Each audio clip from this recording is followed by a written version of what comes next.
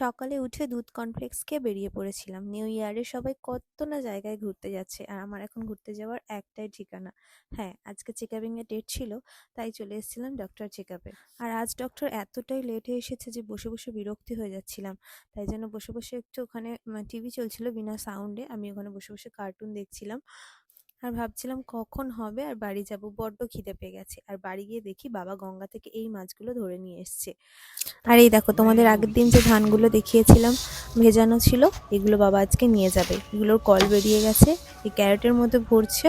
এগুলোকে এবার নিয়ে গিয়ে জমিতে ছড়িয়ে দেবে। দাঁড়াও, তোমাদেরকে একটু ভালো করে জুম করে দেখাই কিরকম ভাবে কল বেরিয়েছে। দেখতে পাচ্ছ? তো মামনি বলে বাবা আগে দারুণ দারুণ ধানের চাষ করতো, হেবি সুন্দর সুন্দর চাল হতো, সরু সরু লম্বা চাল। এই বছর আমি প্রথম খাবো আমার বাবা চাষের জমির একবারে ক্ষেতের ধানের চাল। আর মাকে বলেছিলাম একটু ধোকা খেতে ইচ্ছে করছে, মা ধোকার তরকারি করে প্লাস ধোকা ভেজে আমাকে পাঠিয়ে দিয়েছে যাতে আমি পরে আবারও খেতে পারি। আর এই দেখো বোনের হাতের একেবারে নিরামিষ এঁচোড়।